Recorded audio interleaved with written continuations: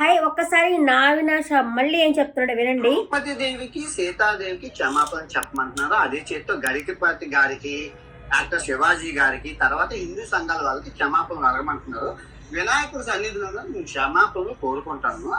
చెప్పే ముందు నేను ఏమన్నానండి, ద్రౌపది దేవిని సైంధవుడు కీచకుడు బలాత్కారం చేయబోయి చచ్చిపోయారు అన్నాను.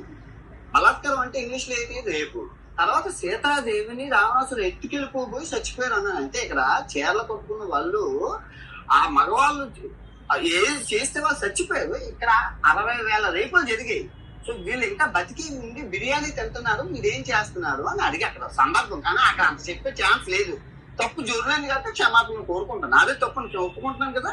సో ఇప్పుడు నేను తప్పు చేస్తే రాత్రికి వినాయకుడి సన్నిధిలో రక్తం తప్పుకొని చచ్చిపోతాను. కనుక నా తప్పు మీరు స్వీకరించకపోతే ఈ సంవత్సరం నుంచి నెక్స్ట్ సంవత్సరం వరకు అష్ట దరిద్రాలు నీకు పతనం అనేది స్టార్ట్ అయిందిరా. సబ్స్క్రైబర్లు ఫాలోవర్స్ తగ్గుతూ ఉన్నారు కదా, ఇంకా తగ్గుతారు.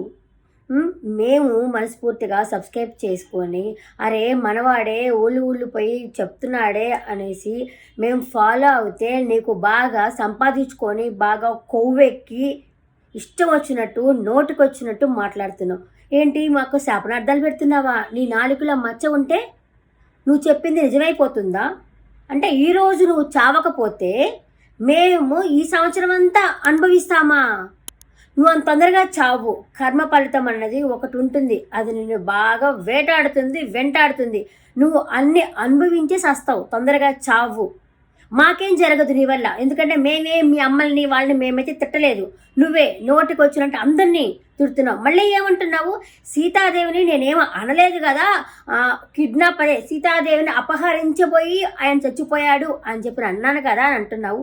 నువ్వు చెప్పావు కదరా సీతాదేవికి ద్రౌపది దేవికి రేపులు జరిగాయని నీ వీడియోలో నువ్వే చెప్పావు కదా. మళ్ళీ మాట మారుస్తున్నావు నేను చెప్పలేదు అనేసి.